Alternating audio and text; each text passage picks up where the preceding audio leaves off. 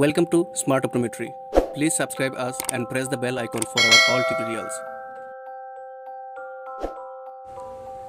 In this video, we will discuss about interpupillary distance or IPD, and we will cover 1. Definition, 2. Types of IPD, 3. Ways to measure IPD, 4. Instrument used for IPD. Now let's start with definition.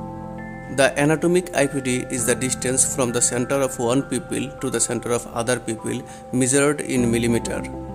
Here in this figure you can see this is the center of pupil of right eye, this is the center of pupil of left eye, and the distance between these two is 60 mm. So IPD will be 60 mm. Not only before ordering prescription glasses, but also even before doing a visual examination, the distance between the pupils must be determined. Now, what are the types of IPD? There are 3 types of IPD: A. Distance IPD, B. Near IPD, C. Monocular PD. Now, ways to measure IPD. A. Distance between center of pupils.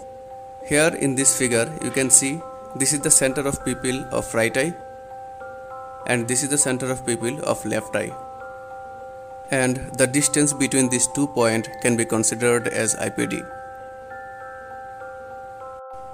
B. Distance between edges of pupil. Here you can see this is the edge of pupil of right eye and this is the edge of pupil of left eye, and the distance between these 2 points can be considered as IPD. C. Distance between the limbal edges. Here in this figure you can see this is the limbal edge of right eye and this is the limbal edge of left eye, and the distance between these 2 points can be considered as IPD.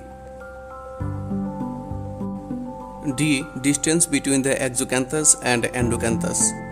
Here in this figure you can see this is the exocanthus of right eye and this is the endocanthus of left eye, and the distance between these 2 points can be considered as IPD.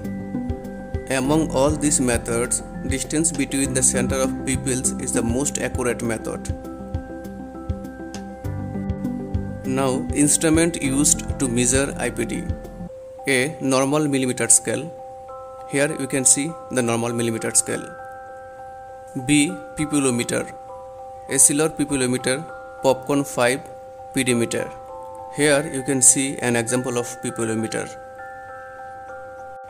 In the next video we will discuss about how to measure distance IPD with normal millimeter scale.